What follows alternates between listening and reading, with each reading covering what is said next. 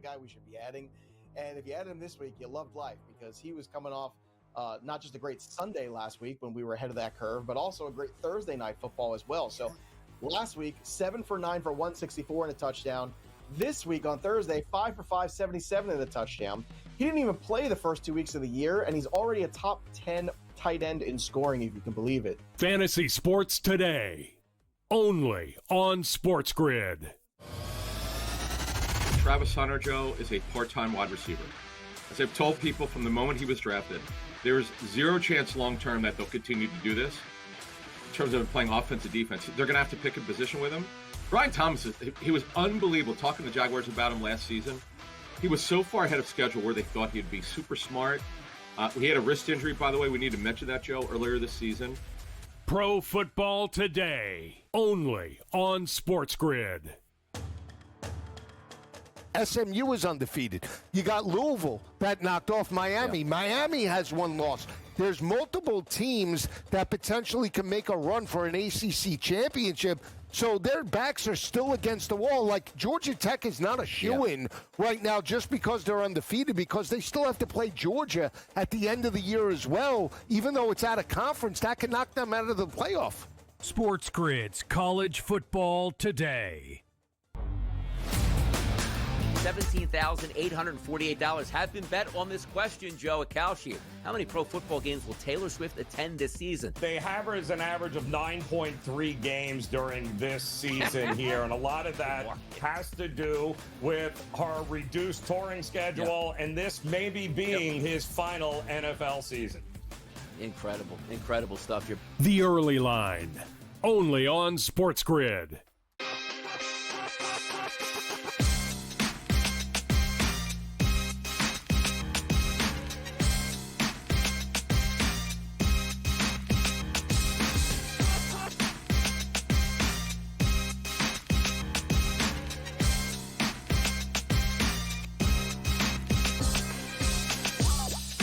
GameTime Decisions. We are live on SportsGrid on a Tuesday night. Kevin Walsh with you live from the Decisions Desk as we have a loaded night of college basketball upon us. It's about to begin right now with Michigan hosting Wake Forest. I did bet Wake at 16.5.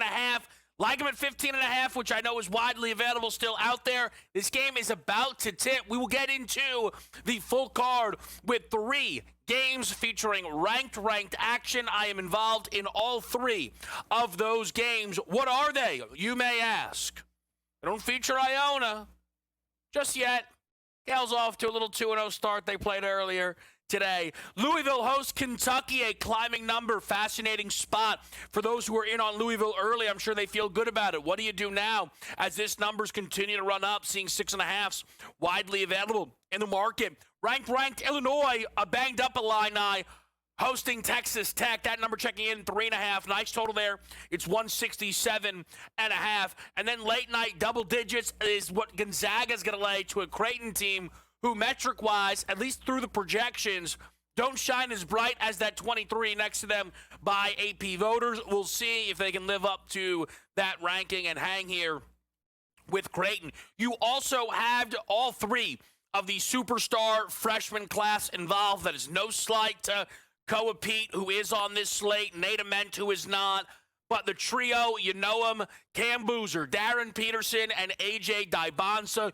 Duke on the road against Army. Kansas back home against A&M Corpus Christi after they suffered a loss to Caleb Wilson and North Carolina, who will be playing on this slate tonight as well. And then Delaware is going to be getting 35.5 from Dybonsa and BYU. It is an excellent night of college basketball. We will be betting it. We will be watching it. We will be breaking it down throughout these next 90 minutes. We will, though, not ignore Maction if you are interested. The college football world offering up on a Tuesday. Akron as a touchdown and a half favorite.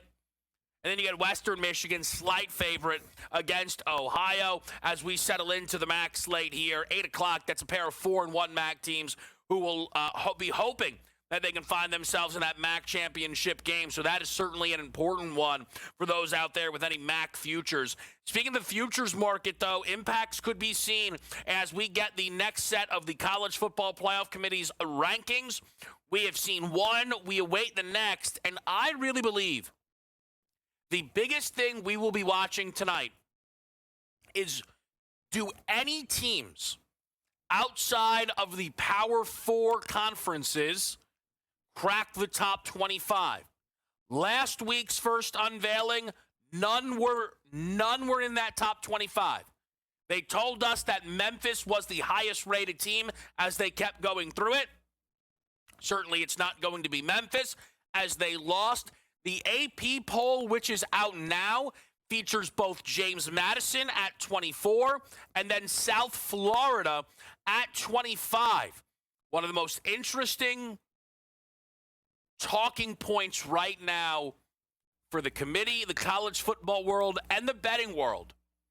Could the ACC champion be left out of the college football playoff? It might sound ridiculous, and it will be if it is won by a Georgia Tech or a Pittsburgh or maybe even an SMU. But if 4-loss Duke, who has the second best odds to win the ACC, does so, perhaps an oversight with last week's Kevin 7, where we tiered off the college football, hopefuls, and the final tier, which I feel good about, lower than the G5, was the ACC champion. So in that way, I was bang on. But now I'm actually wondering if I was then even still too complimentary, and this group's not actually going to be involved. Last week's K7 college football, this week's Kevin 7, we are going to deliver you an updated NFL playoff picture. How the books see it. I know it's Kevin 7, but I think this is a nice check-in point. Everyone has played more than half their games now through 10 weeks of the season. Where is their value? What are the books projecting? And what if chalk holds? And what if the format is going to look like this? We have the 7 AFC teams and 7 NFC teams. All of these numbers updated after last night's win for the Philadelphia Eagles to close out Week 10 on the road against the Green Bay Packers. Every Philly game, win or lose, comes with questions aplenty. Last night, no different. And some of these questions are interesting. But I think it is the Green Bay side who offers up a lot more to worry about, certainly, as this Green Bay team has now lost 2 in a row, and on the 3 losses this season, on average, give up 13 points per game. Teams do not lose when they allow 17 or fewer. It's happened 3 different times this season for the Packers. Micah Parsons being called out by some media members, responding and saying, don't point the finger at me. Nobody can score on us when we lose. Micah, I'm sorry, but that then means you're telling us, pointing the finger at the offense. And you would be right to do so. Jordan Love has been the clear and obvious issue each and every time the Packers lose. LaFleur all of a sudden feels on shakier ground. And this is stuff that we talked about going into this season. It was a reason why I wasn't a believer in Green Bay before the Micah trade. And the adjustment that I made was putting them into the playoffs as opposed to, where I initially had them out, and I felt fine about that and still do.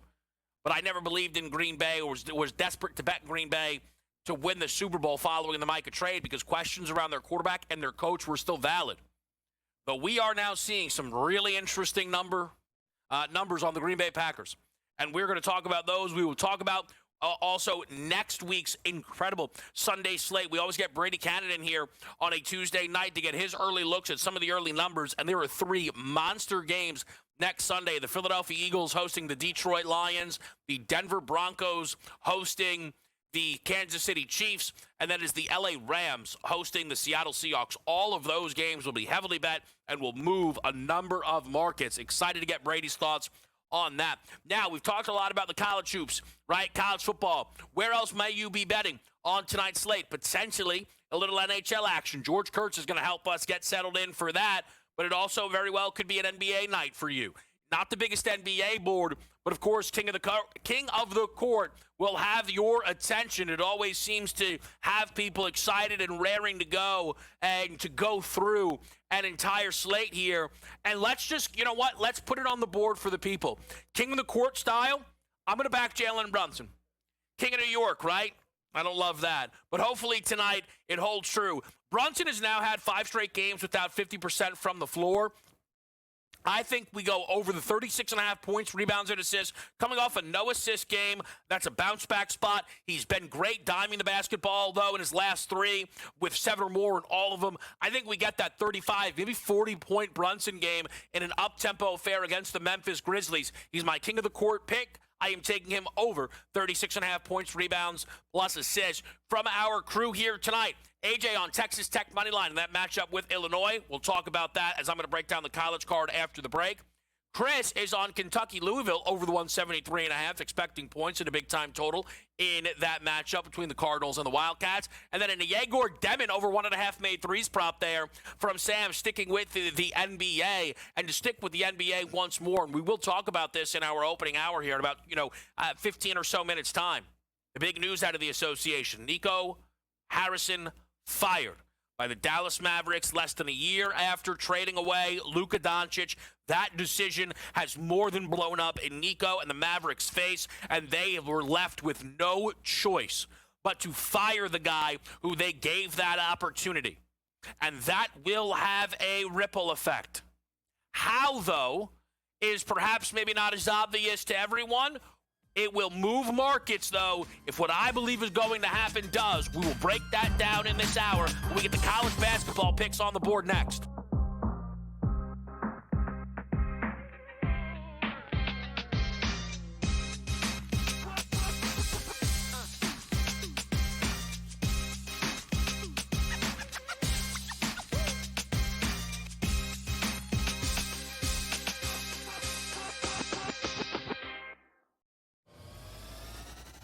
We now have to figure out if they will be in the playoffs. They're the Super Bowl favorite and have shorter odds to miss the postseason as you and I sit here right now. Right, but let me ask you this. Do you feel after this 5-4 record, 9 weeks, 10 weeks of the regular season, that their defense is as dominant as it was last year? But the offense is better. Pro Football Today, only on SportsGrid. Fly Pelican, more like grounded Pelican. The Pelicans are 0-6 to start the season. Their main guys aren't their main guys. And it comes to a point where, what do you do if you are Joe Dumars and the leadership of New Orleans? Pro Basketball Today, only on SportsGrid. You want to throw $12, $13 million at Kiffin? That's always a possibility. Summerall, they lost the other night to, in that matchup to UTSA. Or do you go back to potentially the mad scientist and Nick Saban, give him, complete control of the athletic department and see if he can turn it around? We'll see. But whatever they go, they're going to need a coach to hit the ground running. SportsGrid's College Football Today. His daughter, she's on the OF. Okay. She's on the OF. Is that right? Yeah, she's on the OF. So he's got now. an OnlyFans daughter and a little son who says he can beat Curry and LeBron. And he's coaching a team that was down 72 to Keep nothing. that dude away from polite society. Okay, brother, I'm with you. I didn't know any of that is. Numerous pops gotta go. The Craig Carton Show, only on SportsGrid.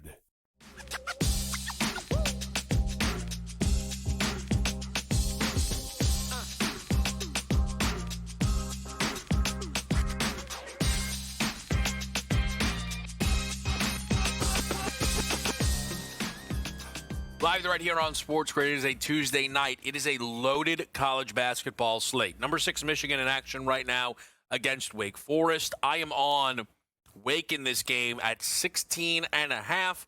It is early. It's back and forth. Wake, though, I think tempo-wise lines up with Michigan. It's going to be a high-scoring game. I like Wake to hang in there. The big games tonight, though, are 3 ranked games. And the first one is going to immediately bring up a question that I think we will ask ourselves a number of times throughout this college basketball season, which is, what is home court advantage worth? Louisville versus Kentucky. Now, this number has been moving a lot. We have seen Louisville go from 3.5, 4.5, to 5.5, up to 6.5 points. And they are still sat there at 6.5. Now, I want to add a little additional context to this.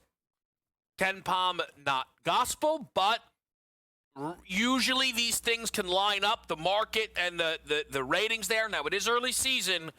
Louisville right now is positioned 12th, top 5 offense, top 40 defense. They look very good. Kentucky is the number 1 team right now on Ken Pom. AP poll, Kentucky 9th, Louisville 12th. But here's my question. What is home court advantage worth? If it is worth, let's call it 3 points. That means we go from Louisville to a neutral, get it down to 3.5, get it to Kentucky. It's pick. Louisville would not be pick in Rupp Arena. That is that is an outrageous notion. So is home court advantage 4.5? Because that still only gets you to Kentucky laying 2.5 in Rupp Arena against the Louisville team. I'm sorry. They're flatly better than. They just are. Better coach, better roster, better best player, deeper. They're better. I think if this game was in Rupp, we would be seeing 5s in the market, maybe 6. Home court is not worth 12 points. It's not worth 6 points. It's not 9 points. It's nuts what we're seeing. People, I think, have chased this Louisville number way too far. This past weekend, I was betting some college basketball. I played a couple of dogs, 2 of them to be exact, and went 1-1. I didn't want, though, to play, plus what would have been 5.5 and 2.5, go 1-1 and lose out on juice. So I went double money line, and that worked out for me. So I like Kentucky, and I like another dog, and I was going to go double money line. I'm not leaving 6.5 points on the table, though. So I am on Kentucky plus 6.5 and money line at plus 240. The best money line right now that I'm seeing in the market, though, has dropped quite a bit throughout the day because I think a lot of people have touched that money line. I still see 210 out there, though, which is, again, getting 2-1 on the Wildcats, I think is fantastic. And I think is worth the bet. I think Texas Tech is very live as well. I agree with AJ. I like that that's his pick in that one as well. AJ, this guy knows college basketball. I mean, he was on Iona early. Look at those Gals, man. Gals keep winning. It's gonna be a long season for everybody else. Gonna get more Iona coverage here than anywhere else. But with Texas Tech tonight, like I said, 3.5 points. It could make the difference. It could. But I'm happy to play money line early season. Let's win. And hey, instead of record farming, right? If I go 1-1, well, guess what? That's money made. So we're hoping to go 2-0, and I think we can. Texas Tech at plus 150 is how I'm going to get involved here. Illinois is a little banged up. Tech, I've seen in some smart circles, get plenty of national title buzz. Toppin's in the mix. Anderson's in the mix. Each have had a game looking absolutely dominant early season, and they had really good road wins last year. I know it was in Big 12 play, but I wanted to see that. Wins at Kansas, at Houston. Enough said. They can win in Illinois, and I'm going to take them to do exactly that. And then your final ranked game. It's Gonzaga, it's Creighton. I like over 164.5. I think we're getting a nice opportunity to buy low on a Gonzaga total due to a bang under that they played against OU. Why did that game go so under? 3-point shooting. The two teams combined to go 12 of 48 from three. That's about 25%. I mean, it's exactly 25%. Shout out me, shout out the team. Great work. Creighton is better offensively than OU. They might be worse defensively. I think the Zags actually could sneaky flirt with 100 in this game, which is why I didn't take Creighton plus the points, because I'm worried about Gonzaga having one of those lift your head up. They have 25 minutes in spots. I like over 164.5 in Gonzaga and Creighton. I mentioned the young stars. I played a couple of parlays, but my favorite look would be the Cam Boozer 10-plus rebounds over the 9.5. Boozer had basically double-digit rebounds and a half against Texas. He only had 8 against Western Carolina, but it was only 23 minutes. He should be averaging double-digit boards this year, so to get him at 9.5 looks incredibly tempting to me. I think Darren Peterson, though, at some point this guy's going to put up a 30 spot. He's not done it just yet. There's not been a wild amount of volume for Peterson. A little bit of foul trouble, I feel like, against UNC. Didn't play a full game against Green Bay, but they may look to run it up here against A&M Corpus Christi. I did pair Otega Owe for 15 in one of those parlays with them. As far as Dybonsa goes, sadly, we're not getting action tonight on him. I'm a little surprised by that. I know BYU is not a Kansas Duke level blue blood, but Dybonsa is Dybonsa. I haven't seen his props tonight against Delaware. That's where everything sits. Let's get into the NBA. The firing of Nico Harrison. What it means, we'll tell you next.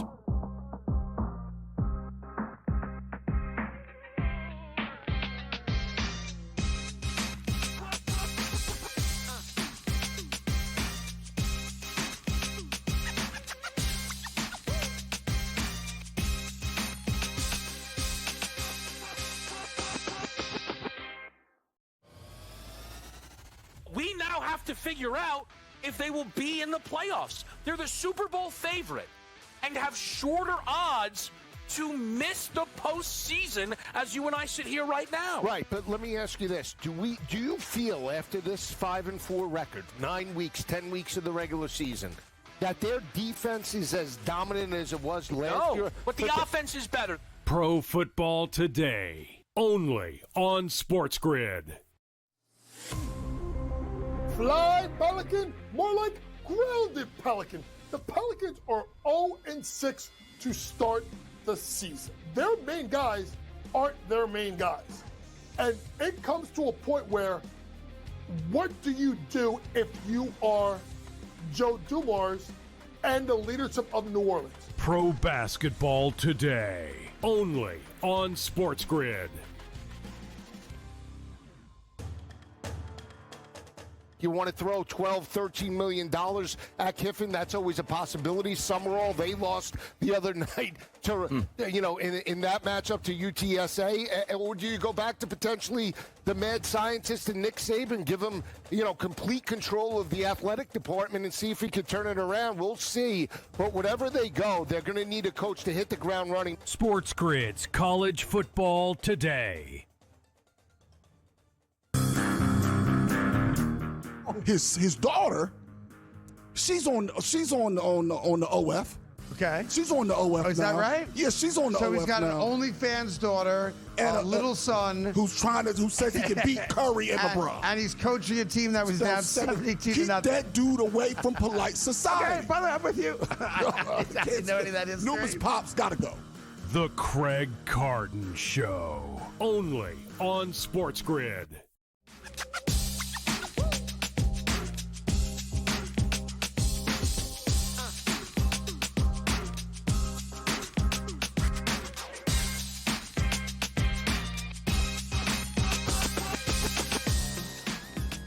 Tuesday night here on SportsGrid. Maction available. I got to say, but I give him credit. I'm surprised that Yarnell's not betting the Maction, but he did it in a way where it's like, wow, he went even more like off the radar, like Yagor Demon over the 1.5 made 3, so I can't get mad at that one bit. Speaking of the NBA slate tonight, It's not my favorite of the season. I know we always get involved with King of the Court, though. I'm playing Brunson. I know we've got some people out there, Jaylen Brown. I know there's some Karl Anthony Towns out there as well. I'm sure Maxi's going to be a popular play for some. Jokic is the favorite. Shai Gilgeous-Alexander is going to be right around that mix as well. I'm going to play Brunson, though, and I played his 36.5 points, rebounds, and assists. You can sometimes play an alt. You can play a double-double, whatever you maybe want to do. I'm just going to play over 36.5 and allow that to be how I get involved here with this NBA slate. I do lean towards OKC in that big game against Golden State, but it's not a game I've gotten involved with, though. It's a tough break for the league tonight with respect to Sixers Celtics. Not getting OKC Golden State while Steph comes back, in your prime slot's a tough blow. It is what it is. But with the NBA, there was huge news today as Nico Harrison is fired out of Dallas. And there's a lot here. What is so interesting to me is Harrison trading Luka Doncic was outrageous and indefensible in real time. It's not a hindsight thing. However, there were people who came to Nico Harrison's defense. One through the lens of Luka is out of shape. Will he and LeBron work together? And a lot of laughable, really bad analysis there. But there was also the notion of Dallas can still be good. Dallas can be defense first, and that can work out for them. And Dallas is good defensively, right? But last year, it didn't materialize due to AD immediately getting injured and then Kyrie right after that getting injured. So what was it going to be coming into this year? Well, after getting Cooper Flagg, Dallas once again was getting a lot of hype coming into the season. Again, I know I joke about, I don't really joke, but I talk about Iona basketball. I saw a video they put out the other day. They asked the roster who's going to win the NBA Finals. 4 guys on Iona said the Mavericks were going to win the NBA title. Like, that made me a little worried about, what's going on with the Gals. The Mavs had hype, though, right? There's some juice around this team. And instead, they're 3-8. And at every single home game, fire Nico, fire Nico, fire Nico. And as AD is injured, you can't go, but if he was healthy, because he's always injured. It is unfortunate because he is supremely talented. But he's always injured. He's played 5 games this year. He last year in total 51. The year before that, 76. It was the outlier. It was. By far the most games he played as a Laker. Prior to that, 56, 40, 36. There are people who believe that the one advantage the bubble, at least that I will listen to, is the bubble provided Anthony Davis a time to get himself healthy for a mini stretch run. There's some validity to that. But this Dallas stuff fell apart. But I didn't know if they would admit to themselves that it fell apart. We talked about this yesterday here with Coach James Young. I said, how do you fire Nico? And he accurately went, easy. Nico, you're fired. And, it was so, out there, we knew Nico was fired before he was fired. Right? We knew when the meeting was. That's how ready they were to get rid of this guy. But I was a little bit stunned that the guy you let make that choice, you were going to get rid of. But because they did that, it shows an awareness that this whole situation is a mess. And what that means is Anthony Davis is almost assuredly going to be traded off of the Dallas Mavericks. He makes no sense for this team. He has 2 years left and then a player option. Cooper Flagg needs space, not to play with 3 centers. This team needs draft capital. And they need to be bad this year now. Because they actually own their own pick. So as we talk about the NBA futures market, some team is going to add Anthony Davis, and that's going to matter. NHL Slate with George Kurtz next.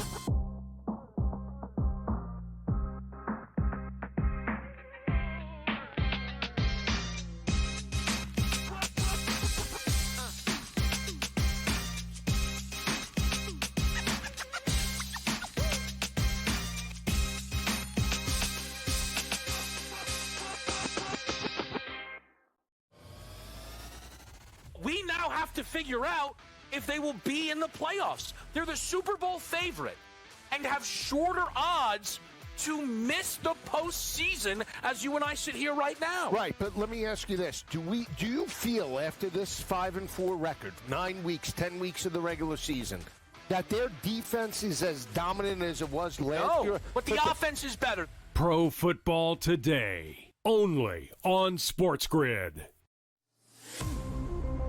Fly, Pelican, more like grounded Pelican. The Pelicans are 0-6 to start the season. Their main guys aren't their main guys. And it comes to a point where, what do you do if you are Joe Dumars and the leadership of New Orleans? Pro Basketball Today, only on SportsGrid. You want to throw $12, $13 million at Kiffin? That's always a possibility. Summerall, they lost the other night to, in that matchup to UTSA. Or do you go back to potentially the mad scientist and Nick Saban, give him, complete control of the athletic department and see if he can turn it around? We'll see. But whatever they go, they're going to need a coach to hit the ground running. SportsGrid's College Football Today. His daughter, she's on the OF. Okay. She's on the OF. Is that right? Yeah, she's on the OF. So he's got now. an OnlyFans daughter and a little son who says he can beat Curry and LeBron. And he's coaching a team that was down 72 to Keep nothing. that dude away from polite society. Okay, by the way, I'm with you. I didn't know any of that is. Numerous pops gotta go. The Craig Carton Show, only on SportsGrid.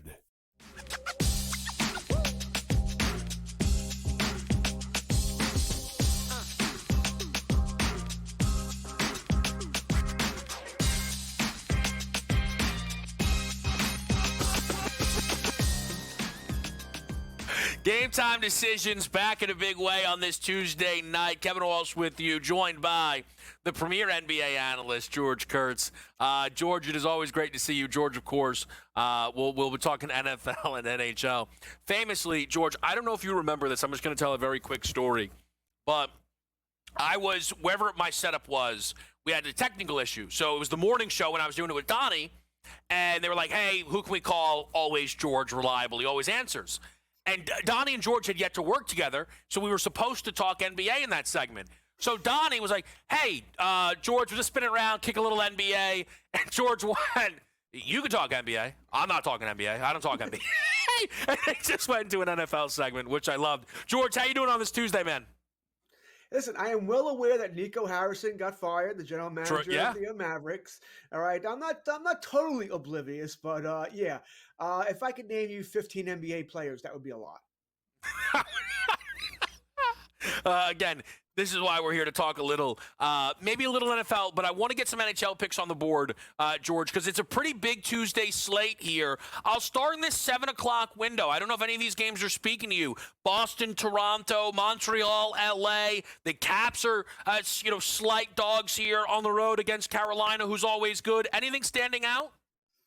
Yeah, you start with Toronto, Boston, right? We find out today that Toronto's panicking already. All right, they're having some issues there. They're not terrible. They're a little bit better than a 500 team here, but they are panicking because they're not playing as well as they wanted to play here. They've broken up Nylander and Austin Matthews. Nylander's going to play with Tavares. Matthews is going to play with Matthew Nees there, so that's something to be to watch there. It's kind of hard. It's hard to bet on Toronto right now, but you might want to take the over. The over is pretty much what we look with Toronto anyway. Stolarz, the starting goalie there, is not playing well, so I like the over Toronto and Boston. All right, so some juice early. Anything standing out then, George, in that other Ottawa-Dallas? Maybe anything in that one? Ottawa-Dallas is also – they're a fun team. All right, they're gonna score goals. They're gonna give up goals. So I'm taking the over here. It's only 5.5. I know Dallas is the better team, and if it was in Dallas, Kevin, I'd probably leave the over alone here. But in Ottawa, they're gonna want to put on a show. I expect goals to happen here. I also like Shane Pinto. 6 career games against Dallas. That's 6 points. That may not be a lot, but hey, I think it's only -110 for him to get 1 point. So I'm gonna take Shane Pinto to get a point in this game as well. Gonna have a Wyatt Johnson, more of a gut feel. Wyatt Johnson for the Dallas Stars anytime goal.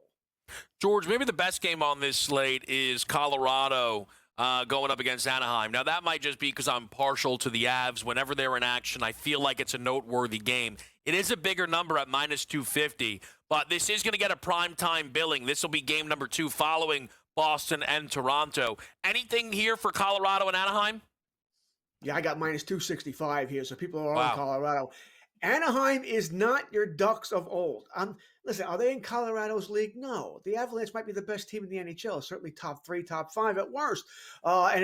I always worry, Kevin, if you want to take Anaheim, it's the first game in Denver, the thin air and all that can be a little tough here for them to catch their breath and all that. That being said, Ducks are playing well. You're going to give me plus 215? I'm going to take it just on principle. All right, I'm going to take the dog here in the Ducks. Like I said, do I expect them to win? Probably not. But I think they have a shot at winning. This is not, they're terrible. They're not going to win in a million years here. They've got a shot at winning here, but I'll take that. I would like to take the over as well, but I'm not laying one at 140. That's not happening. This is an in-game opportunity. All right, this is a game where you want the first 10 minutes to be no goals. Then we can take the over. All right, that sort of situation there, because I think there will be goals coming tonight in this game if we can survive the first 10 minutes. Yeah. George, can I just quickly ask you about McDavid? Because, obviously, I know he's not on the are they on the slate tonight later? No, they're not, right? But there was something that stood out to me. I saw, they had these things, someone made a huge bet on him to score 2+ goals. And I was like, oh, that's interesting because I know he had this slow start. So I was looking at it. And McDavid had 1 goal in his first 10 games. And he's had 6 goals in his last 7. Are you consistently betting McDavid props? Because I know you don't mind, whether it be a parlay piece or something like that. Have you been betting a lot on McDavid this year? I bet more on Leon Draisaitl. I've had to slow that down recently because he hasn't been scoring the goals at the rate he was scoring. If I'm going to bet a McDavid prop, it's generally not goals. Him is points. Because he does set up, once again, he sets up Draisaitl. McDavid can score really anytime he wants, but he doesn't look to do that. Draisaitl is a pure goal scorer. Keep in mind for the Edmonton Oilers, one thing that's probably slowed down McDavid was Zach Hyman's been out all year. He will be back. They play tomorrow. They play back-to-back Wednesday and Thursday. He'll be back no later than Saturday. He will not play tomorrow. Hyman might play Thursday, but he definitely will play Saturday. That's when you're going to see the Oilers not at full strength because they just lost Ryan Nugent-Hopkins to IR. So they're getting there, though. But I think Hyman will certainly help McDavid because he's another pure goal scorer. And then maybe it'll get the assist numbers. I don't want to say they're down because he has the second most, but he had this stretch. Because, I like to try and keep tabs. And there was a game they had 6 goals, and he didn't have an assist. And I'm like, could you imagine having McDavid for an assist in a 6-goal game? They don't get one. He had a 2-game window. They scored 9 goals. He didn't have an assist. In the following 2-game window, as a team, they scored 5 goals. He had 5 assists. So, that's kind of the nature of a Connor McDavid. George, I do want to pivot over to the NFL briefly, but anything from either of the 2 later games with the Canucks and the Jets or Seattle going up against Columbus? Canucks Jets here. Demko is back in net for the Canucks here. He did miss both games over the weekend. I guess they were calling it maintenance days. That's BS. You don't miss 2 games with maintenance. Something was up there, but I guess he's healed from that. Still, I'm going to like the Jets. Jets trying to break a losing streak. They're not playing well. I do think they break it tonight against Gabe Morency's Canucks there. Sorry, Gabe. So I do like the Jets in this game to break that streak. George, with the NFL, we're at a big spot here. We've played 10 weeks. Everybody's played more than half of their games. We finished up, how we started, a 10-7 ugly primetime game. And I think panic, it's always relative. But I think for Green Bay, there are some real questions. Because scoring 7 in a gotta-have-it game against Philly off a loss, in the first absence of Tucker Kraft, it feels like this could linger. This feels like the Packers offense could struggle for, more than not the rest of the season. How do you feel about Green Bay after watching them struggle last night against Philly? I think if you take it just as a 1-game thing, all right, you're playing the Super Bowl champion Eagles. It's gonna, it can happen here. The problem is this has been going on a couple of games now, right?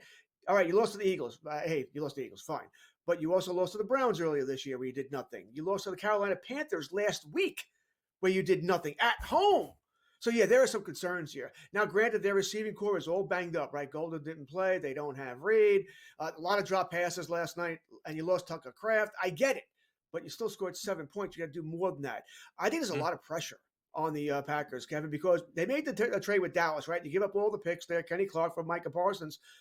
You need to win. I think Sirianni realizes he may be coaching for his job. Right now, they're in the 7th spot in the NFC for playoffs, right? They're not a lock to get in at all here. They don't get in. Sirianni's probably done. Someone's going to take that right? blame. It'll be him. Yes. He keeps saying, sorry, LaFleur. So if they don't get in, he's gone. Right? Yeah. I think they'll move on. Someone's going to have to take that blame. It's always the head coach, right? They're not going to get 53 players, so it's going to be the head coach there. But the good news is, who do they play this week? New York Giants. Well, listen, I don't know. Sometimes you get that fired up off the lost spot that we always see people talk about. Can I add this, George, though? Because you saw with Parsons, we know he's a great player. He is. But he's tweeting again, and he's very vocal. And it's fine. Like, we want personality. But I don't think it's great that Micah Parsons is quote tweeting other media members being like, not the defense's fault. I don't think that's great, George. No, it's not. Remember, the Cowboys, DeMarcus Lawrence, a really good player for Dallas. Him and Micah didn't get along because of this, right? What did DeMarcus say? If you spent more time on, studying film than on social media, we'd be better. They got rid of DeMarcus Lawrence. They didn't sign him. I guess they got rid of Parsons, too. I wonder if the Cowboys realized, maybe we should have kept DeMarcus and just got rid of Parsons here. Right? They should have kept them both. Yeah, well, that's beyond Jay's capability. George, you're the best. I appreciate the check-in. Let's talk some NFL playoffs with Kevin Seven next.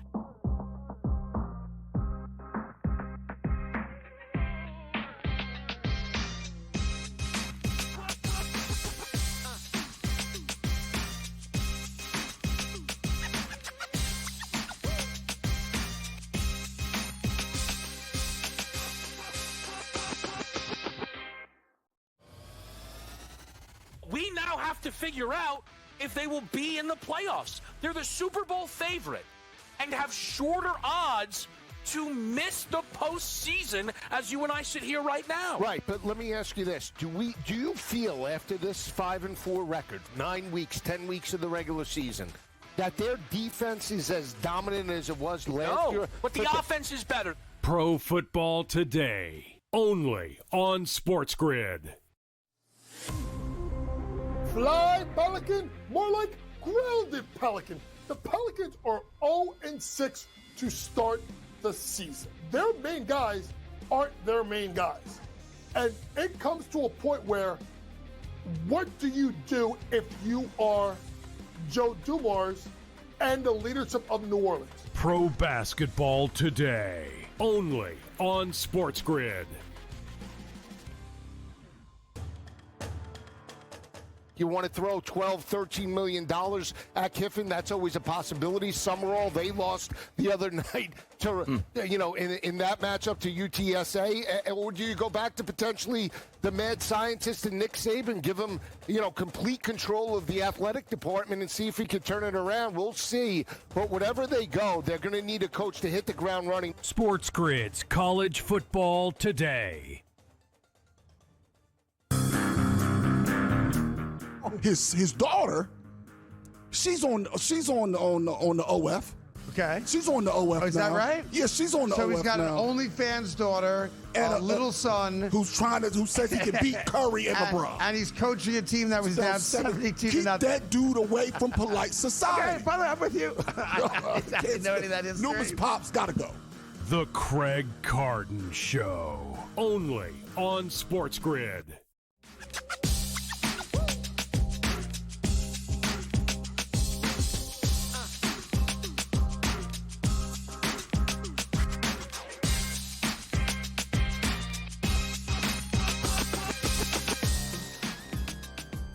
Game Time Decisions back right here on this Tuesday night. Plenty of live action out there now. College basketball board starting to pick up. Duke live at Army. Michigan and Wake Forest still in the opening half of action. Some of those NHL games we just talked about with George off and running as well. NBA slate is still about 30 away from getting underway. But it's always on a Tuesday here. We get into Kevin 7. We try and figure out what we want to deliver to the people here. I figure this time, let's kind of no opinions, all right? This is all through the odds because I love when we have the opportunity to do this. What are the books telling us? How do the books see it? So what we have for you is the playoff picture according to the books, and not as of today in terms of, oh, here's the standings. Every single team has a win total. And it's easy to then figure out what the playoff picture would be through those win totals. And we use juice as the tiebreaker. So let's begin in the AFC. Your 1 seed receiving the bye, the only 12.5, the New England Patriots, at a minus 120, by the way, for New England to win 13 games. You then have the Colts and the Broncos each at 11.5, both over minus 130 to get to 12 wins. Colts at minus 165, plus having beat Denver this year, the tiebreaker would go Indy's way if they both did win 12 games. Baltimore, comfortable favorites right now when we talk about the AFC North. Their win total, 9.5, is the lowest of any team to make the playoffs, but it is at minus 135 for this team to win 10 games. Compare that to Pittsburgh right now, who is an 8.5, minus 110. Either direction. Look at your wild cards. Loaded. Buffalo, 11.5, minus 120. Chiefs, 11.5, plus 140. Chargers, kind of that low man at 10.5, minus 110. The nearest team is actually Jacksonville at a 9.5, plus 135. With this AFC picture, what is incredible to me, that the Baltimore Ravens may end up the one. Not Kansas City, not Buffalo, Baltimore as the one with home field. And you take a look at that, by the way, as the Ravens settle in right now at 7-1 to win an AFC. If the Ravens are going to be hosting either Buffalo or Kansas City in potential matchups, or going to teams who have quarterbacks that have never won a playoff game, or a combined 3 playoff starts, Drake May, Daniel Jones, and Bo Nix have a combined 3 playoff starts. Baltimore, then, value-wise, there's a very real conversation to have. They don't look like world beaters at the moment, but I think that AFC playoff picture shines some light on them. Let's look at the NFC. So you actually have a dead-even number here at the top. But the Eagles did beat the LA Rams. Both 12.5, both minus 110. Philly then would get that tiebreaker due to the head-to-head victory. That's your 1 seed, that's your 2 seed. It's the Lions right now, favored to win the North. 11.5 at a plus 120 is how their win total checks in. And it's the Bucs, again, with the NFC South checking in as this 4 seed. I think last year they were the 3, but just from a power ratings perspective, that South winner, it just is like, fine, here's a playoff home game. It's how it's talked about. You see the gap between them and that top 3. Heck, there's a gap between them and 5 seed Seattle, who's got a 12.5, now at plus 140. Rams are the favorites in the West right now. They play this weekend.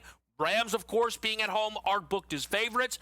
But Seattle, Sam Darnold, barreling towards another big win total and a road playoff start. They've played Tampa. They've lost to Tampa. If that game happened tomorrow, they'd be booked as favorites in Tampa.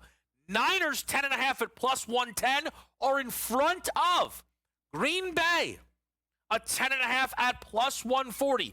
Bears on the outside looking in, closest team, really only other legit contender. That's a 9.5 plus 140. But it is the Packers off of that loss. It is a huge swing.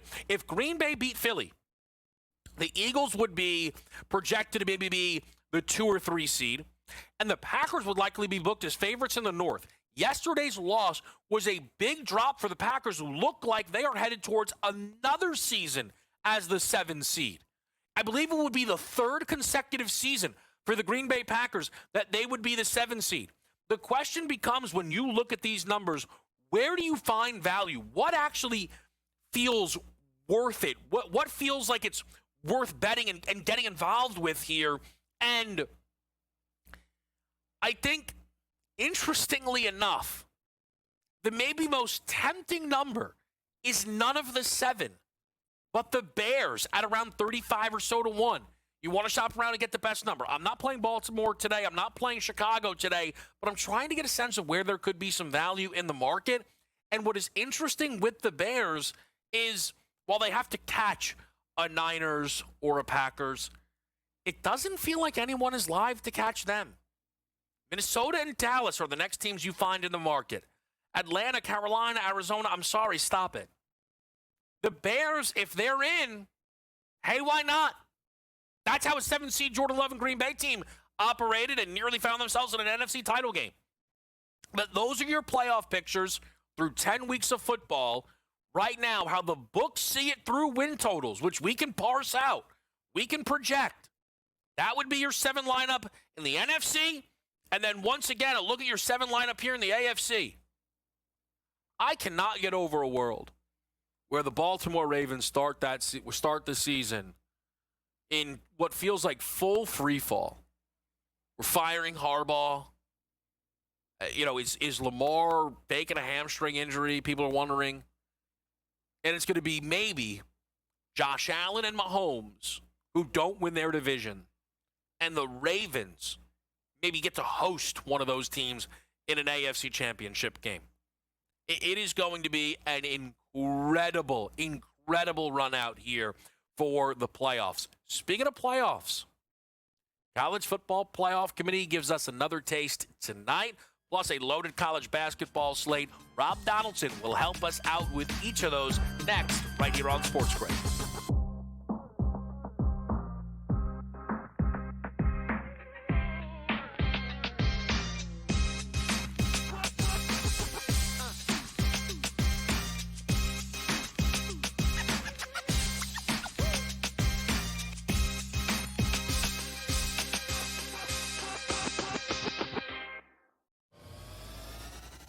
We now have to figure out if they will be in the playoffs. They're the Super Bowl favorite and have shorter odds to miss the postseason as you and I sit here right now. Right, but let me ask you this. Do you feel after this 5-4 record, 9 weeks, 10 weeks of the regular season, that their defense is as dominant as it was last year? But the offense is better. Pro Football Today, only on SportsGrid.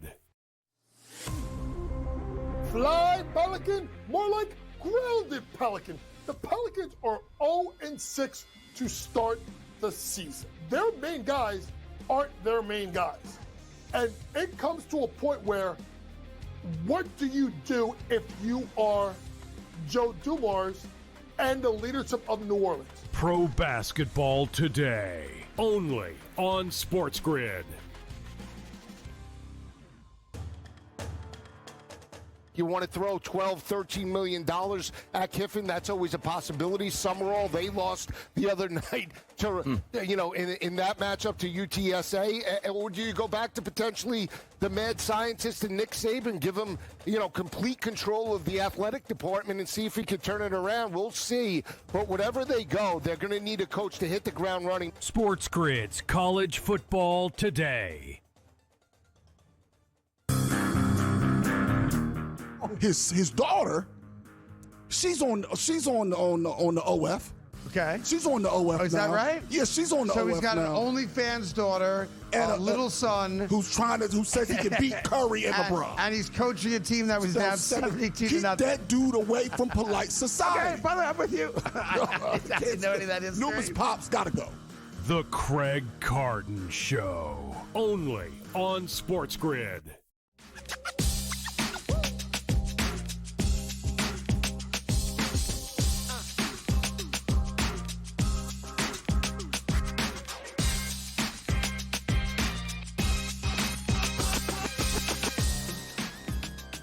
Game Time Decisions live with you on a Tuesday night. We are now joined by Rob Donaldson, who does an excellent job handicapping really both lanes of the college world here. I know you got a loaded college hoops card tonight, Rob. How are we feeling? Hey, man, when you can start off your day by winning that one-day bet that you end up placing, you feel really good, especially when it was kind of a wire-to-wire cover. And yeah, man, it's a fantastic slate of games here on Tuesday, and I'm excited to jump into them here. So We will get into the college football playoff ranking a little bit, but Ram, I want to start with, I think, what is the most interesting early season game we've had yet, and it's a game you're on. So let's just start with this. Louisville, Kentucky, ranked, both top 15 teams in the AP poll. How and why are you betting this game? Yeah, you look at Louisville, and obviously over the last 2 years with Pat Kelsey, this is a program that's obviously trending in the right direction. And we saw it immediately with that transfer-heavy roster. Pretty much everybody was scrapped from the previous regime, previous roster as well. And immediately they make the NCAA tournament. Well, this year in year 2 under Pat Kelsey, I feel like, the expectation ceiling is out of the window. I feel like they're going to be playing loose. And when you've lost 3 straight to your rival in the Kentucky Blue, all of a sudden this game means so much more because you can actually grasp it. I think Louisville is going to make a statement tonight. And regardless of kind of this line movement that we've seen from 3.5 up to 6.5, I still like the Cardinal in this matchup here. So I think that's one of the interesting things, right, Rob? You're someone who, you really take the job serious. So you got the best of the number here. I think a lot of people, though, are going to be cautious. We're nearly double the number, right, that you were able to get. Would you still be looking to back Louisville at this 6.5 number?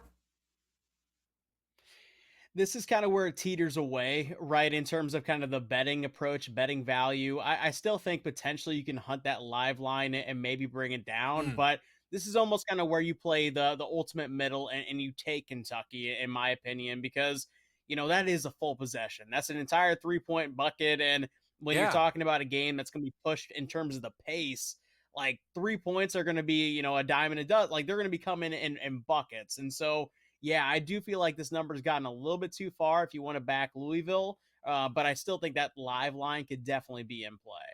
Yeah, I think the live call out's a sharp one. I think that if you want to back Louisville would make sense. I think what's fascinating to me though, and we get into this every year, Rob, but I'm not usually ready for it on November 11th. It's usually when we're in conference play and every home team looks too heavy, but they win because it doesn't matter. What is home court advantage worth? Because if we said home court advantage was worth 3, that means Louisville is, a little bit better than Pick at Rupp. That's they're not. That's crazy. They'd probably catch 5 in Rupp. Well, now home court advantage is worth 5.5 points. Is it? Maybe. Does that factor into to this for you at all? Because I think that is such an incredible thing that I really feel like this line would completely reverse if we switch locations. But I don't know if I feel comfortable with home court mattering that much. It's an interesting dynamic with college basketball because scoring is so fluid and fast-paced, right? Like, we're looking also at a game here in just its own little vacuum where the pace is going to be at 100 from the outset. If we were looking at Virginia versus Rutgers and we were over, changing those environments, those floors, 3 points, shoot, that might be like an entire second half's worth of a margin, and you might not want to dive into that kind of boat. And so, yeah, I think the reason why we've seen this crazy line movement is because people are saying, hey, home court advantage does matter, especially when you're talking about a rivalry game, especially when you're talking about a competent team in Louisville who really wants to kind of get this monkey off their back after 3 straight losses to Kentucky. And I feel like from that standpoint, yeah, 3 points feels like a lot, but it's not when you're just hitting a bunch of threes like Louisville's probably going to do this season. Yeah, I think that's where, and that's where I think just like, it's every sport, it's how you want to treat it, is every game in its own vacuum, right? Because in a game like this, right, maybe it's just, hey, look, point spread not likely to come into play, right? Where, okay, listen, it is what it is, right? But I know for me, these things will become a sticking point, and that's just how I am. And this thing telling me that the game would be Pick and Rupp, it's like, well, can we just time out, get a bus ride over to Rupp, and let's play a game at there, so I can then just bet Kentucky and never think twice about it here. Look, Rob's got a full card tonight, so we're going to get to that after the break, plus the latest from the College Football Playoff Committee. It's right here on Game Time Decisions, live with you on a Tuesday night.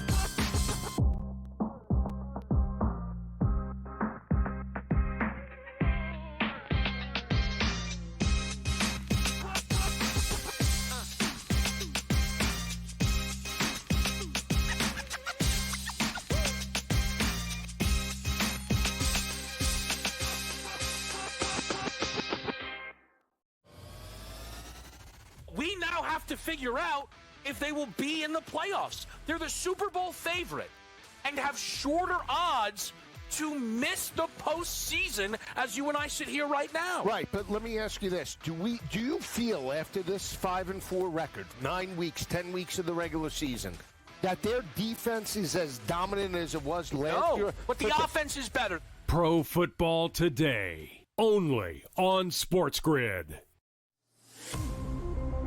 Fly, Pelican, more like grounded Pelican. The Pelicans are 0-6 to start the season. Their main guys aren't their main guys. And it comes to a point where, what do you do if you are Joe Dumars and the leadership of New Orleans? Pro Basketball Today, only on SportsGrid.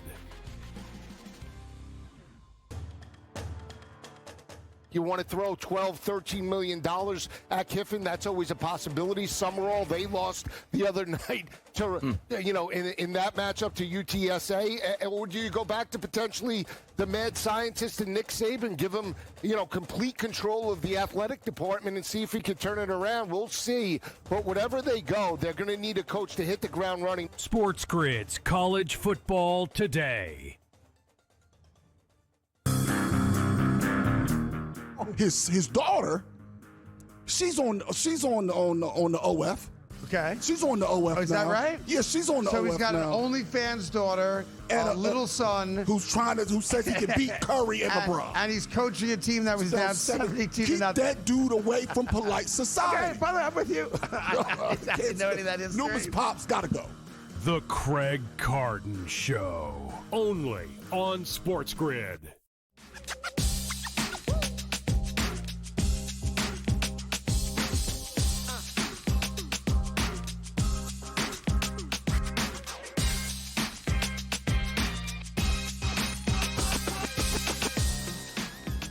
Back right here on a Tuesday night. We've got Rob Donaldson with us here, helping us go through the college basketball slate. I do want to quickly, though, bring up the College Football Playoff Committee and their latest rankings here. Now, not too much to be upset about or stunned by, I think, all things considered. It was, Indiana avoided disaster. Should they have been jumped by A&M? Yeah, but, no one really cares. That's the truth of these rankings. You nearly lose to a 3-win Penn State team as A&M smashes previously ranked Missouri. That should probably matter, but this is, again, why I hate this thing. The committee just is completely lost at the wheel doing this. However, what I thought was going to be noteworthy was, would we see a group of 5 team ranked? And we did in South Florida. They crack in as the lone team at 24. It gives us an idea that the American still does have the leg up on JMU out of the Sun Belt. Rob, just wanted to get your thoughts quickly. I know you're always involved with a college football slate. Anything stand out to you from this latest set of rankings from the committee? I don't think anything is too egregious, and a lot of this will kind of, solve itself down the road. And I think one of the notable things, and we've kind of beat this to death over the years, is get those losses out early, right? I mean, if Alabama lost to Florida State and that was their first loss last week, all of a sudden Alabama's probably dropping outside of the top 10 now because they've, won games since then. It almost like it didn't even happen. And Georgia, a team that's in the top 5, has been shaky defensively all year long, almost lost to Florida. We'll see how that comes to fruition down the stretch. But ultimately, I think as it currently stands, I'm glad that they are kind of in contributing every single conference to the rankings here. I think the one thing that will be very funny is, you see kind of from how they did it, it's like, oh, the highest ranked ACC team is Miami. And it's like, Miami has no chance to win the ACC. They're going to have to get in as an at-large team, which is actually not crazy if they win out because there's just assumed chaos in front of them. Texas is going to be a dog this weekend at Georgia. Oklahoma's going to be a dog at Alabama. BYU's supposed to keep falling. Utah could very well lose another game. Vanderbilt's going to be a dog late in the season at Tennessee. That's every team in front of Miami. That's 5 different teams. So that kind of again, there's a lot that's still going to come here. Still a lot to bet on tonight, though, Rob, through this college basketball slate. What else are you looking at here as far as anything featuring a power program? I know there's some kind of off the beaten path games that stood out to you. Yeah, I think when you're looking at, the power programs right now in the early goings of the season, it's about battling perception. And the biggest one, obviously, that I bet on early on this season and game number one, night number one, was Arizona over Florida. And the reason why is because Florida last season was carrying that big brand, that really dominant stretch that they went on all the way to a national championship. What do they look like in the early goings? I think they're a team with a lot of growing pains. And kind of similarly that we saw, Kentucky and Louisville in that matchup that we just talked about. I think when you look at a team like an SMU with a lot of hype under Andy Enfield, a really talented transfer heavy roster, what happens when they go up against the Murray State team that really has nothing to lose in this type of game, has a lot of players that came over from Creighton as well to kind of build up this roster, and honestly has looked really impressive in the early goings. I think that's one of those types of games that could really result in an upset. And if we're talking about the big one tonight in terms of Creighton and Gonzaga, a lot of people are going to see that massive line and say, hey, give me the points. But we know the kennel. We know that Gonzaga, when they're right, can cover any line that they want in that building. And I also kind of lean that way as well. Yeah, listen, I mean, we've seen that get crazy sometimes there. I played the over in the game in part because I was like, Creighton's interesting. I'm like, Gonzaga might score 100.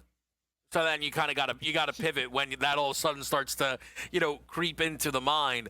I think, Rob, maybe the only game we didn't get to on the card for you, North Dakota State, here at around a pick. Yeah, and this was one of my favorite bet of the night. And again, you want to talk about perception in the early goings. When you have an 0-2 team and that win-loss record looks really bad, and you're going up against any team with kind of a 2-1, 3-0, 2-0 type record, a lot of people are going to question why that's a pick. But North Dakota State just went on a West Coast road trip. I thought they performed pretty admirably, and I know that Dave Richmond and this bunch are actually very, very talented. And so if you want to hitch your wagon or, hitch your bets to a wagon that I think could really pay some dividends over the next couple weeks, it is this North Dakota State Bison's team. And I do think it starts tonight with a big time win over a Cal State Northridge team that I'm just not really sold on. Ron, can I just cheat ahead a little bit? And I won't, hold you to it. As the games get closer, your opinion may change. But Thursday, we get Alabama, Purdue. You and I were talking a little bit about Bama during the break about just kind of, how that game looked against St. John's. And Purdue was the number one team in the country for a lot of people coming into the year, booked as national championship favorites. I am in no way pretending that I think they're bad. That'd be crazy. This didn't feel like the year for Purdue. Like, I think Zach Edey was the back-to-back, by far and away, player of the year, and they didn't win the title. So it's going to be a lot for me to believe, this is the year for Purdue. I say all of that to say, in this moment, I feel like Bama still may be a slight home dog to Purdue. Maybe I'm crazy. Do you have an early read on what you would maybe expect from a top 10 battle that's coming later this week? Well, hey, we saw this in the early goings last season, right? And it was in West Lafayette.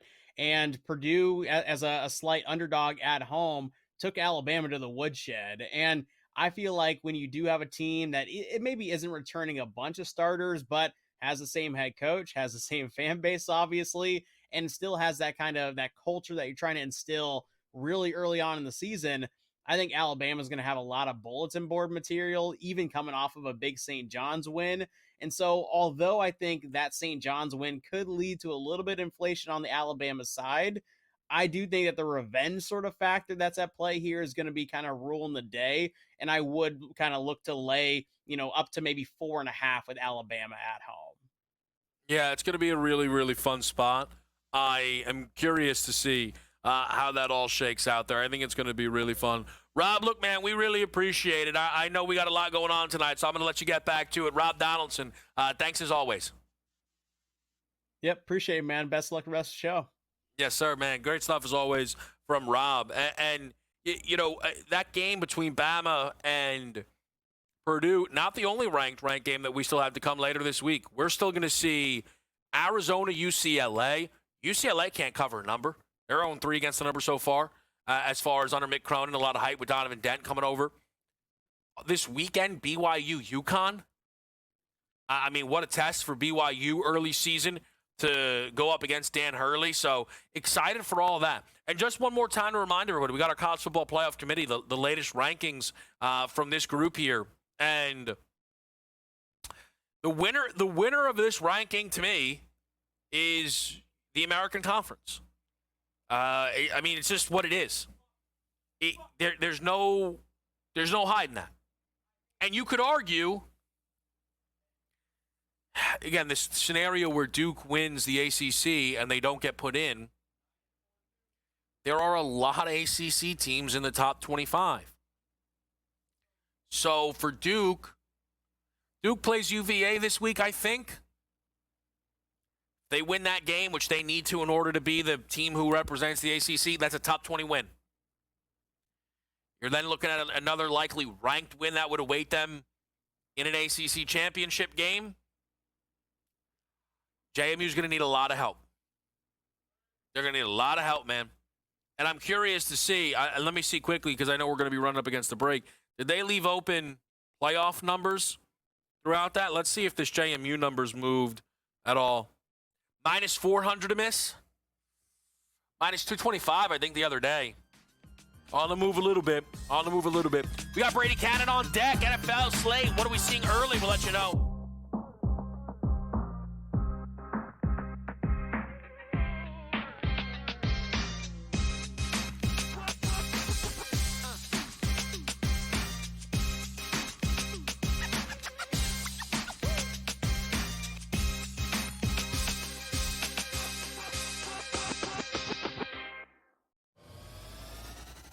We now have to figure out if they will be in the playoffs. They're the Super Bowl favorite and have shorter odds to miss the postseason as you and I sit here right now. Right, but let me ask you this. Do you feel after this 5-4 record, 9 weeks, 10 weeks of the regular season, that their defense is as dominant as it was last year? But the offense is better. Pro Football Today, only on SportsGrid.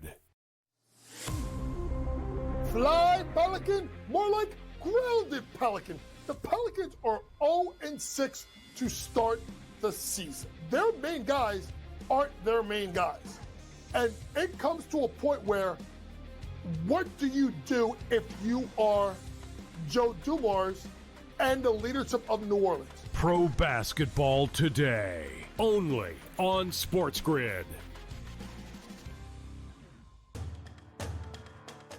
You want to throw $12, $13 million at Kiffin? That's always a possibility. Summerall, they lost the other night to, in that matchup to UTSA. Or do you go back to potentially the mad scientist and Nick Saban, give him, complete control of the athletic department and see if he can turn it around? We'll see. But whatever they go, they're going to need a coach to hit the ground running. SportsGrid's College Football Today. His daughter, she's on the OF. Okay. She's on the OF is now. that right? Yeah, she's on the OF now. So he's got an OnlyFans daughter and a little son who says he can beat Curry and LeBron. And he's coaching a team that was down 72-0. Keep that dude away from polite society. Okay, brother, I'm with you. I didn't know any of that is. Numerous pops gotta go. The Craig Carton Show, only on SportsGrid.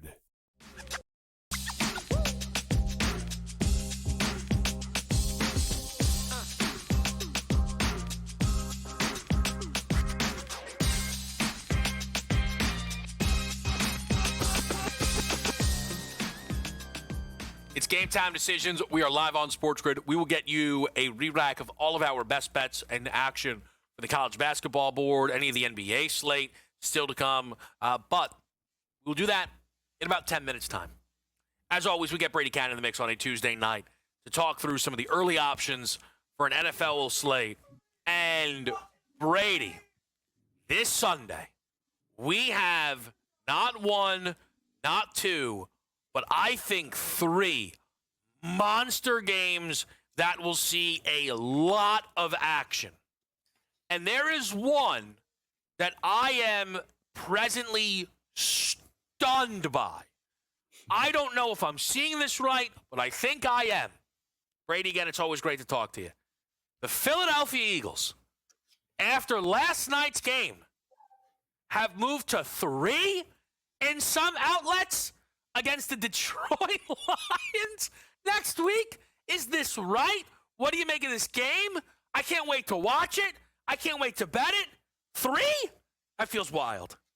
Yeah, I'm with you. You know, I had maybe a handful of numbers that I made this week that were pretty far off.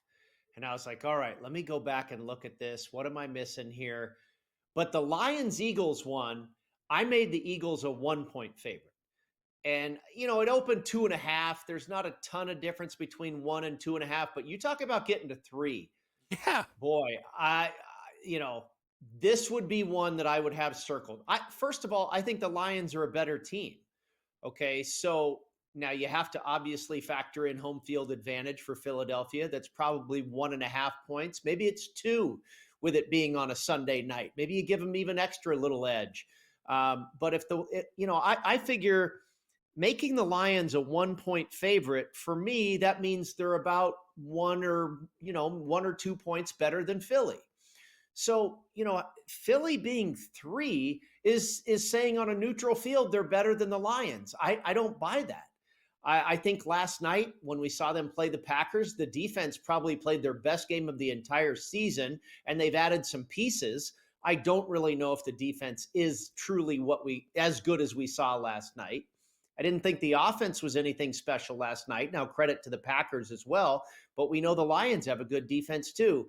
I was confused by that one. And some of them, I was able to look at my number and go, okay, I get it. Yeah. But this one, no, I would be taking the 3 with Detroit.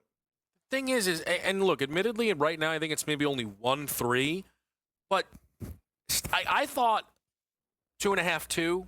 Again, Philly's at home, right? So, that was kind of the expectation there. I think 3 will be all take. I'll tell you another thing that surprised me a little bit, Brady.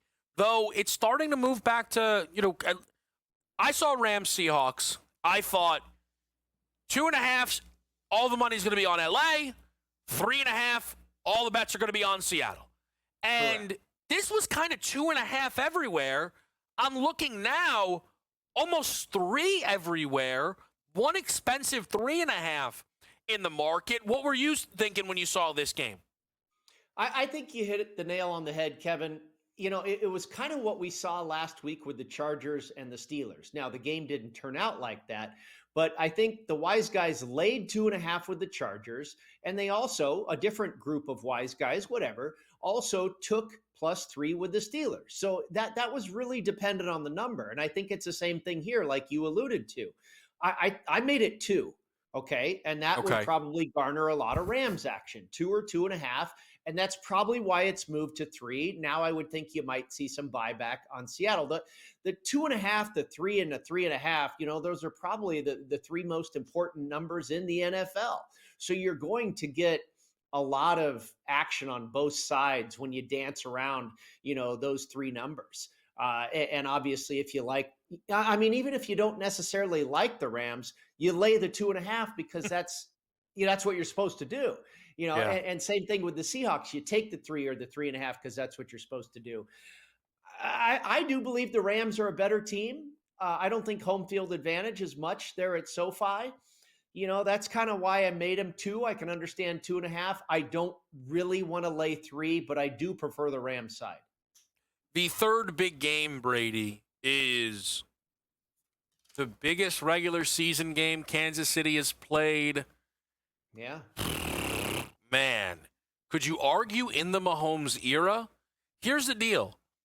With a win, they go back to considerable favorites to win the AFC West and cement their status as favorites in the conference and the Super Bowl. With a loss, they're a 500 team who will check in around plus 350 to win the West. I really believe that. They're a 3.5 to 4 point favorite against Denver. I figured 3.5. I thought, though, would be more likely the hook would get bought up than this would run out to 4. What did you make here with the Chiefs off a bye, but Denver off a Thursday night. Exactly. Yeah. There are a lot of 4s in the market. And I believe that's the book protecting a little bit because you like you mentioned, the Chiefs off a bye. Everybody knows by now, Andy Reid off of a bye is a very good situation. And so I believe the books are probably adding a half point for that. They might also be adding a half point because it's the Chiefs. Now, I think the true line is probably 2.5 or 3. Let's also remember the Broncos have revenge. That was a brutal loss that they suffered last year with the field goal at the end. What did the Chiefs block? A chip shot field goal or something like that and beat Denver. Now, I know Denver is not as good as Kansas City, especially on offense. Chiefs deserve to be a favorite for sure, even on the road at Mile High. I think 4 is aggressive, and I think 3.5 or 4 has some factoring in of what the bookmakers expect the way the betting to go. So that's not necessarily what the true line is. That's a bookmaker being a bookmaker, understanding where he's going to have liability. I think the true line is probably 2.5 or 3 on Kansas City. I don't know what I'm going to do with this one just yet. We'll see where the number moves. Yeah, but I really love everything you said there, and I'll even tie it into what you said about the Eagles off the open, right? What we saw from Philly's defense last night, where with Denver, we worry about the offense, right? Philly's offense last night. But Denver's defense, you expect what you saw from Philly's defense last night. We'll be right back after the break.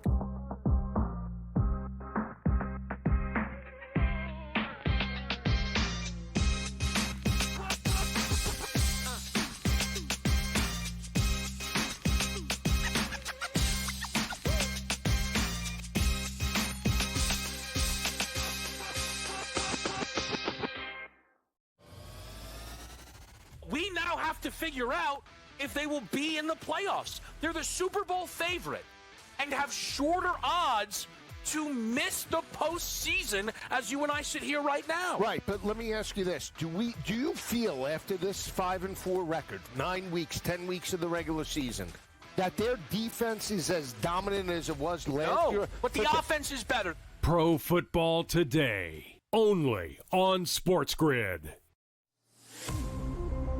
Fly, Pelican, more like grounded Pelican. The Pelicans are 0-6 to start the season. Their main guys aren't their main guys.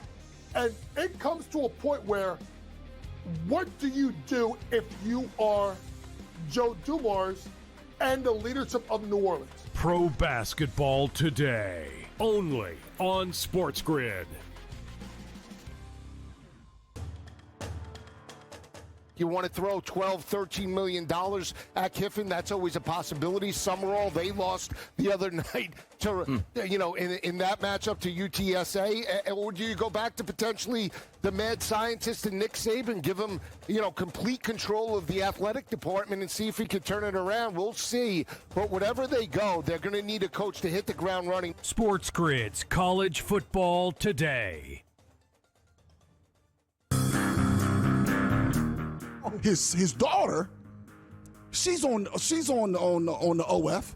Okay. She's on the OF. Is that right? Yeah, she's on the OF. So he's got now. an OnlyFans daughter and a little son who says he can beat Curry and LeBron. And he's coaching a team that was down 72 to Keep nothing. that dude away from polite society. Okay, brother, I'm with you. I didn't know any of that is. Numerous pops gotta go. The Craig Carton Show, only on SportsGrid.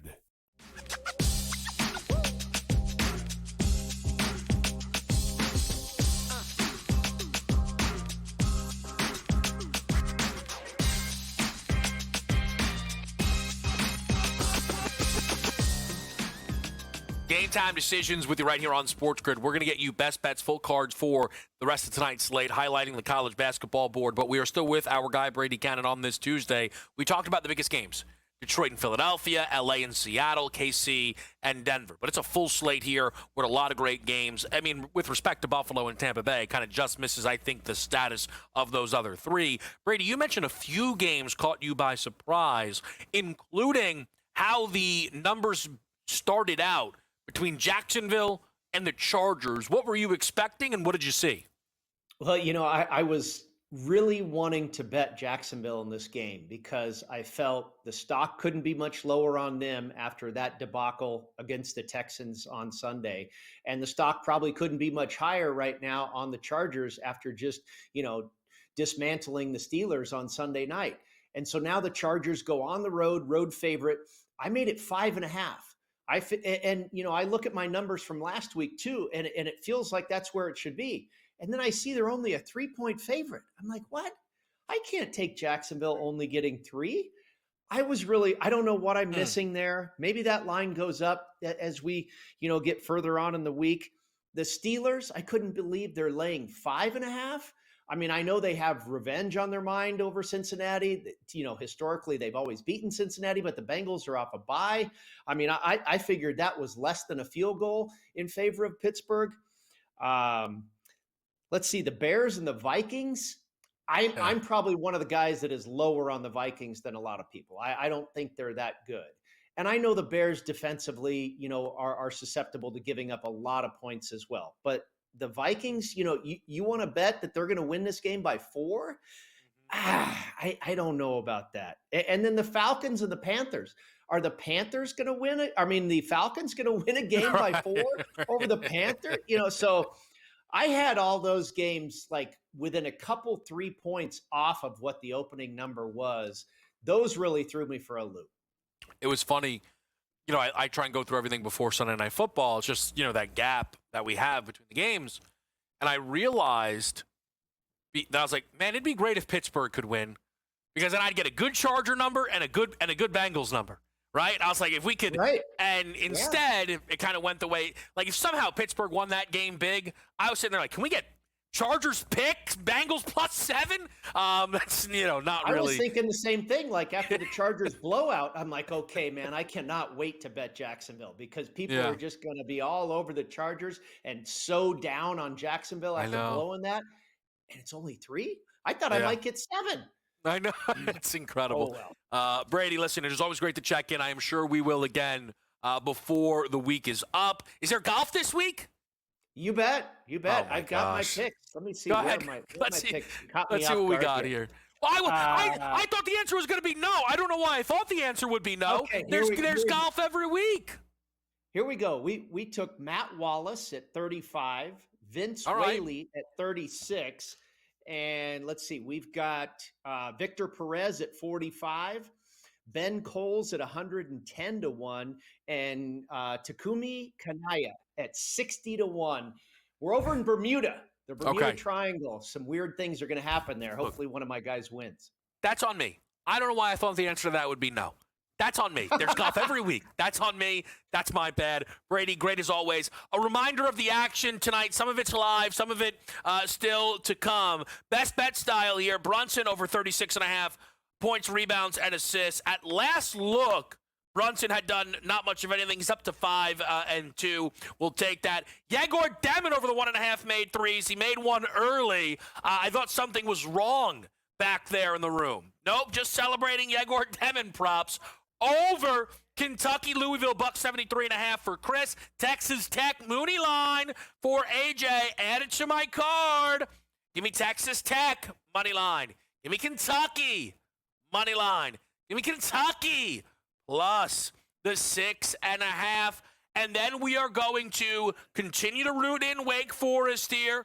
We're getting 16.5. Many of you probably got 15.5, so we'll root in each and every number. And then a late night sizzle, points. Gonzaga Creighton, buck 64.5. The number looks light to me at -110. That juice is not bad. Let's get an updated number for the people before we get out of here. Let's see what we have. College basketball style, great ranked action. Where are we going to close on this Kentucky number, too? 6.5's outrageous. So much disrespect, my head hurts. Where's this total here? Gonzaga Creighton. Still a 164.5. Get involved. The game's going to have a ton of points. It's a great night here on a Tuesday night. We had a lot of fun. We hope you did as well. We'll be back tomorrow. Target player props and a full slate to get involved with. In-game live is next.